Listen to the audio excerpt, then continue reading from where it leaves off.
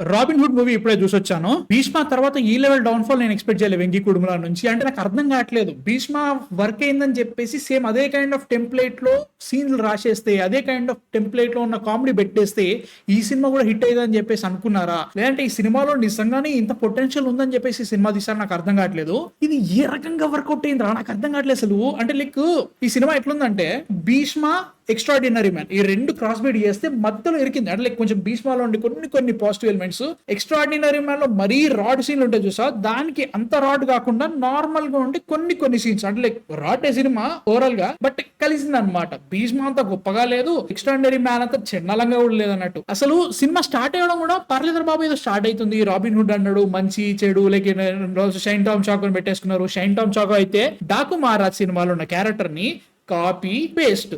ఆ సినిమాలో ఏం చేసిండు, ఏం చేయలే. ఈ సినిమాలో ఏం చేసిండు, ఏమీ చేయలే. ఎందుకున్నావు నువ్వు, నీకే తెలియాలి. అట్లుందన్నాడు సిచ్యువేషన్. అక్కడి నుంచి స్టార్ట్ అవుతుంది. ఎప్పుడైతే శ్రీలీల ఎంటర్ అవుతుందో అప్పుడే అర్థం చేసుకోవాలి మనం, అవసరమే లేదు అని నాకు అర్థం కావట్లేదు. రష్మిక మందన్న ఎంత బాగా తప్పించుకుందంటే డేట్స్ సెట్ కావట్లేదండి, ఇది సెట్ కావట్లేదని అని చెప్పేసి ఈ స్టోరీ నుంచి నీట్ గా తప్పించుకుందామే. శ్రీలీల నాకు ఇది కావాలని తీసుకుంటుందో నాకు అర్థం కావట్లేదు, కానీ she like same character, same acting, same performance, same dance ప్రతి సినిమాలో అదే చేస్తుంది. ఇంకా ఎందుకమ్మా తీసుకోవడం నాకు అర్థం కావట్లేదు. ఫస్ట్ 30 minutes పర్లేదురా బాబు ఏదో జరుగుతుంది, కానీ ఇలా ఏదో కనీసం భీష్మ అలాంటి కొంచెం కామెడీ అక్కడక్కడ తగులుతుంది. రాజేంద్ర ప్రసాద్ కానీ వీళ్ళది అన్ని బాగా నచ్చుతుంది అని చెప్పాను. కామెడీ కొన్ని అక్కడక్కడ బాగానే తగులుతున్నట్టు అనిపించింది. ఇంకా పోతుంది ఇంటర్వెల్ వచ్చింది. ఓహో అది ఇంటర్వెల్ ఇదా సిచ్యువేషన్ అని అర్థమైంది. సరే పోనీ లైక్ కొంచెం బాగుంది కదా, ఫస్ట్ హాఫ్ కొంచెం పర్లేదులే ఓకే అనుకున్న తర్వాత ఇంకా సెకండ్ హాఫ్ నుంచి స్టార్ట్ అవుతుంది భయ్యా క్రింజు. అమ్మ బాబాయ్ వీళ్ళని క్యారెక్టర్ ఏందో మా పిచ్చిలేసిపోయింది. శ్రీలీల నితిన్ మధ్యలో ఉండే లవ్ ట్రాక్ ని వీళ్ళు హ్యాండిల్ చేసిన విధానం ఉంటది. భీష్మ నువ్వే తీసావా భయ్యా నాకు అర్థం కావట్లేదు. అండ్ ఆల్సో చెలోలో కూడా బాగా హ్యాండిల్ చేసావా, దీంట్లో ఏమైంది అని ఫీలింగ్ వస్తున్నట్టు. సెకండ్ హాఫ్ లో చెప్తున్నా కదా, భీష్మలో కొన్ని సీన్స్ లిటరల్ గా కాపీ పేస్ట్ కొట్టినట్టు అనిపించింది.